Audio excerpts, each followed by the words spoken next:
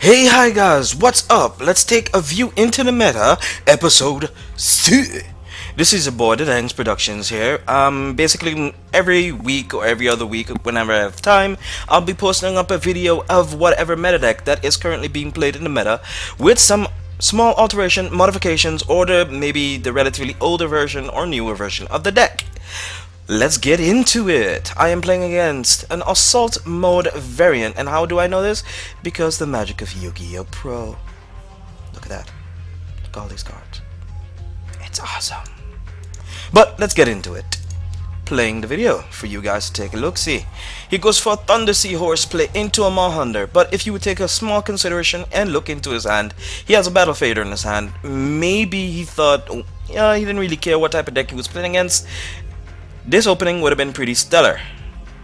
Not con-stellar, but just stellar. And he goes into a Paw Hunter, into a Violent Prison.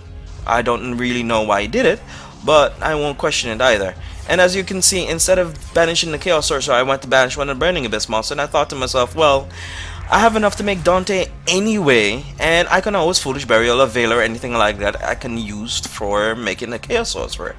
So in case of what type of fielding you needed, if I felt threatened enough, I could have gotten rid of the monster that I needed. So as you can see, he's declaring attack, prison, bye-bye, and feeling Swing Blast, bye-bye again.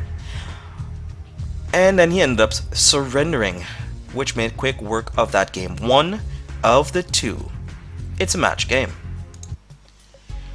I named the episode Burning Man, by the way. I really don't remember why I did it. I thought it was kind of funny at the time. So now he's on the play again.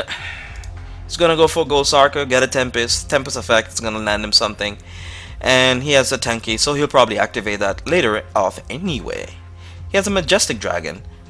That's pretty cute, actually. That's pretty cool. All right, let's get into it. Tempest, Tuner. Yep, Tenki, Beast effect. All right. Okay. Well, here is going to be kind of crucial to you guys to kind of pay attention to this part, this little aspect of the plays that I made, and I'll give you the small little reason as to why I do this. I guess I'll stop in the middle and tell you. Well, the play that I'm going to make is kind of special summon Skarm. Skarm special summons him, and then I go for Alucard. You won't really get the effects of any of them really right now since I already used the special summon effect already, but I left the Skarm in there in case he had something like a back row or whatever that gotten rid of it. He played an assault mode deck, so I thought that maybe he would just particularly only go for an assault mode like core engine. He wouldn't focus too much on like actual spells and traps or actual disruption.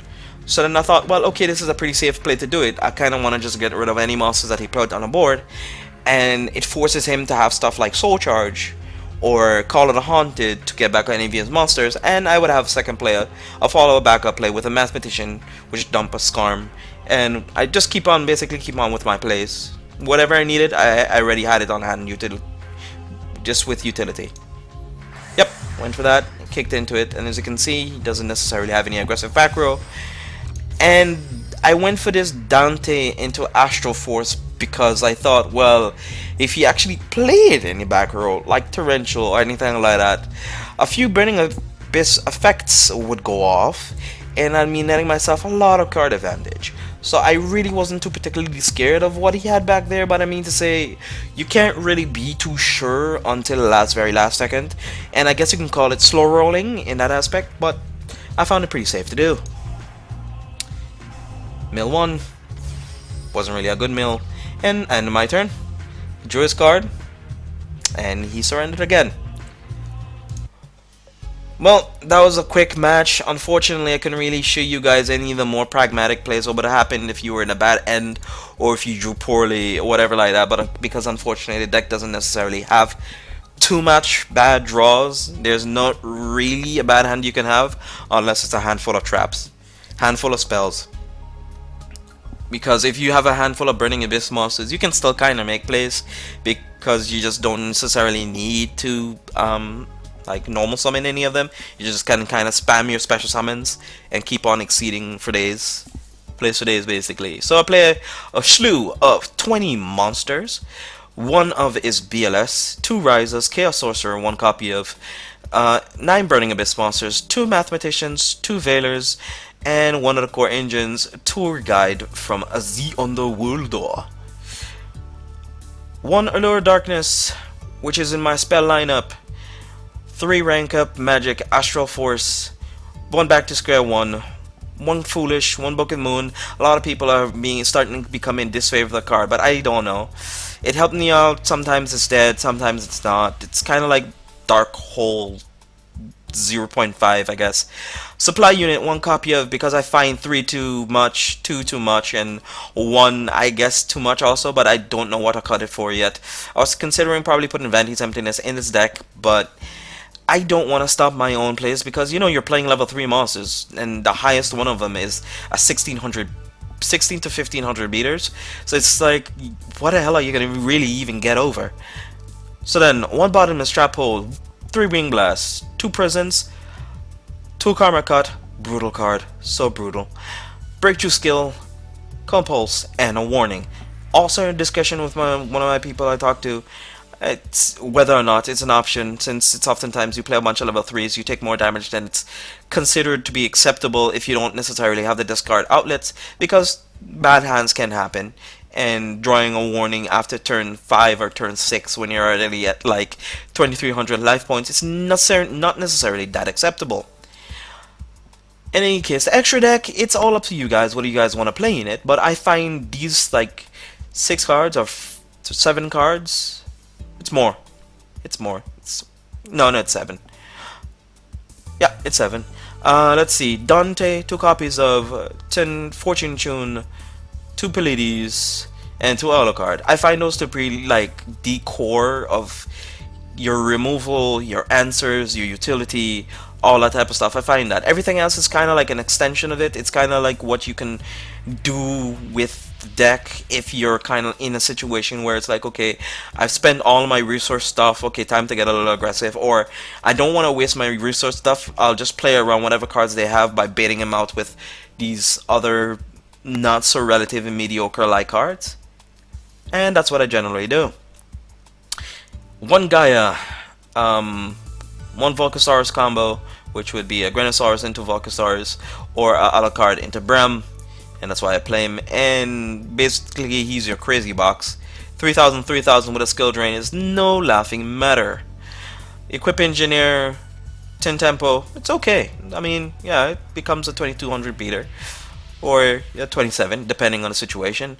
Zen Mines, it's starting to become a situation where whether or not I want to really like this card or I'm playing it because it's one of my first Exceeds.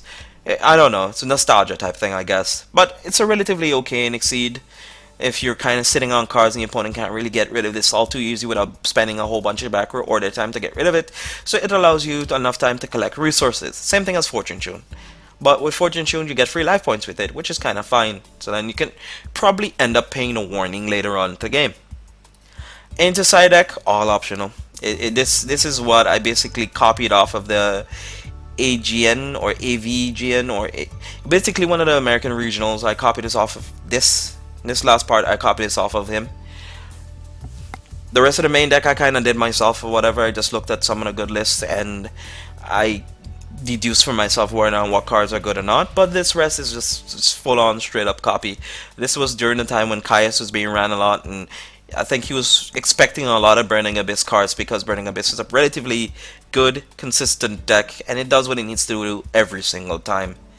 So as you can kind of see for yourself, 2 Magic Seas Fiend, 2 DD Crows, 3 MSTs, 2 Monarch Stormforce, because you know stealing your opponent's stuff is relatively funny.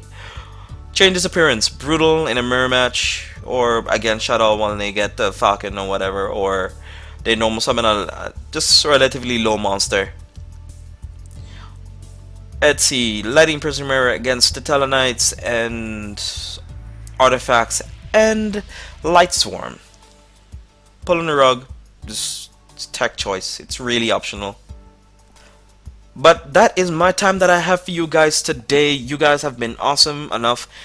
If you guys have been awesome enough to keep through the video, keep on listening to me rant on, explain stuff about what my choices were to deck, why I chose it, what went wrong, what didn't go wrong. Thank you for all of your time that you've taken out to the video. Any comments, any dislikes or likes, don't forget to put it in the comment section below, because you guys are awesome and I hope you guys stay that way and have a wonderful day.